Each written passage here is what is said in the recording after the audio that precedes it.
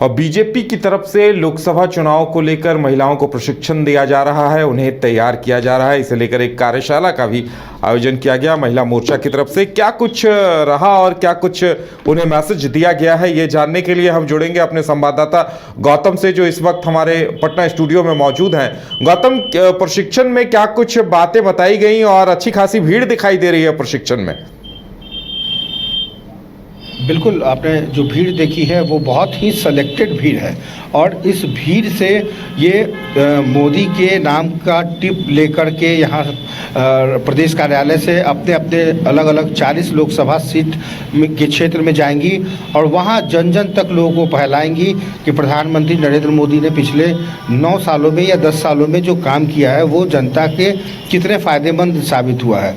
इसके अलावा जो इस पूरी बैठक को जो लीड कर रहे थे उनका नाम था दिलसानिया जी।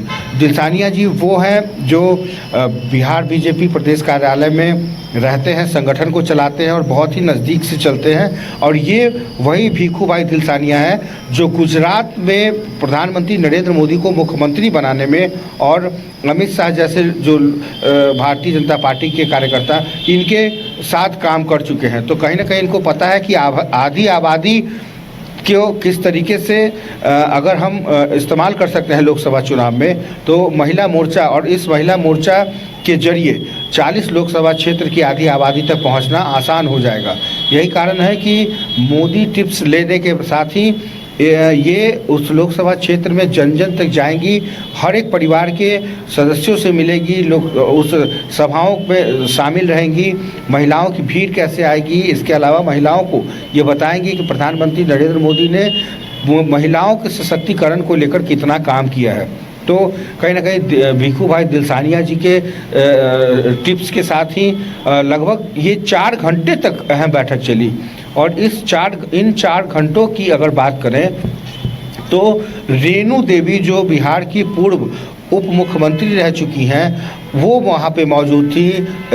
धर्मशिला गुप्ता जो कि राज्यसभा सदस्य बनाई गई हैं वो मौजूद थी और उनको ये बताया गया कि देखिए, एक छोटा सा कार्यकर्ता अगर मेहनत करता है, पार्टी का झंडा उठाता है और पार्टी के लिए काम करता है तो वो सड़क से लेकर सदन तक कैसे पहुँचता है। और यही वजह है कि लोकसभा चुनाव में इन चेहरों को आगे रख करके प्रधानमंत्री नरेंद्र मोदी के जो 400 पार का जो संकल्प है उस संकल्प को पूरा करेंगी और बिहार की सभी 40 सीटें कैसे जीती जाए इसको लेकर के जो टिप्स लिया है। अब ये पूरे अलग अलग क्षेत्रों में, लोकसभा क्षेत्रों में सबकी अलग अलग ड्यूटी लगेगी और जो जिस क्षेत्र से आती हैं वहाँ जाएंगी, बताएंगी किस तरीके से काम होता है।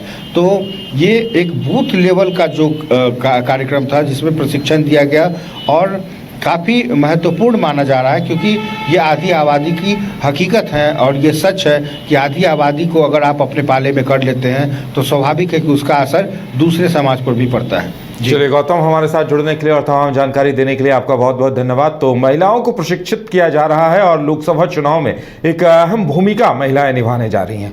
फिलहाल हमारे साथ इतना ही, हमें दीजिए इजाजत और आप देखते रहिए न्यूज़ बाय स्कूप। नमस्कार।